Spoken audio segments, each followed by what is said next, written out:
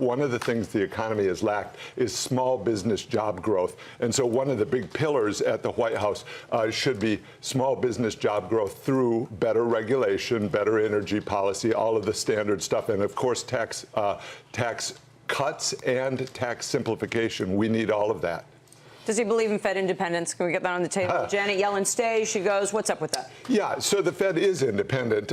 So the issue, though, is their performance has not been good. We've had a really slow growth economy. And so the question is, will they look inside and see that they're part of that problem? Lots of parts of the government have been slowing the growth rate down. Trump said very clearly, we're going to double the growth rate. And that's going to be really good for people at the bottom. Think about who benefits most from faster growth is people that didn't have a job before. So that's really the goal. So Fed, I think people should move on from the Fed and talk more about the other policies that will change rather quickly. Part of the policy on trade is bringing those jobs back from China. But we heard this morning that China announced that at APEC next weekend, it's planning on putting forth its own Asia-wide trade deals. How do we get China out of the driver's seat if we want to build an economic policy that puts America first? I don't think they're in the driver's seat. What they've been doing is growing fast. Some of that has been coming at U.S. expense. So Mr. Trump has said we're going to have better negotiations of trade deals that occur and of the trading relationship. So I think that can benefit the U.S. and that can also benefit China in the long run. So I really reject the idea that this is zero sum. The U.S. is going to get more jobs by having better policies here. That's the goal, and that can happen pretty quickly. David, on the trade side, though, one of the challenges to creating more jobs will be if we're in a world where, and I was saying before when we were talking to Stan, that trade as a percentage of GDP declined from the peak for the first time in the last couple of years. It was 60% of GDP. Now it's 55%. If we end up in a situation where, we start having currency depreciations and start tearing up trade agreements, how is that going to benefit the people who are concerned about income inequality and jobs? How are we going to create more jobs in that kind of a backdrop?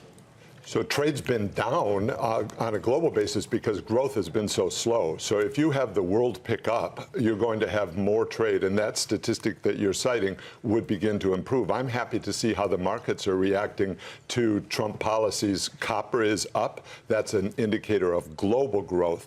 Bond yields are up not just in the U.S., but globally. That's an indicator that growth is coming. So these are positive developments. And what Stan Druckenmiller said was important, that we've had too much of this, the savers have been the losers. The middle-class Americans that were saving for their retirement didn't get a very reasonable yield. Remember what happened with Brexit?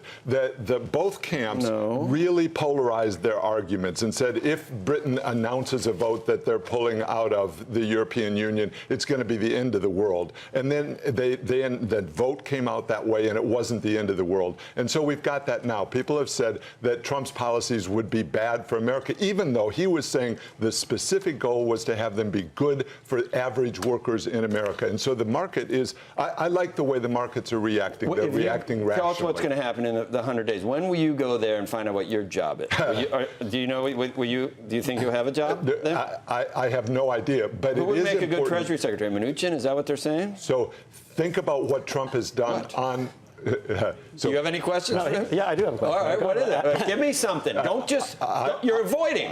You're dancing. You're dissembling. I'm going to give you a lot. You're going to be Fed chief? Who's going to be Fed chief? So think what Trump has done. His first personnel choice was Mike Pence. How has that gone? Fabulously. Now what he's doing is giving more influence to Governor Mike Pence. So Trump is surrounded by two governors, by a senator that has been chairman of the House the Senate Budget Committee.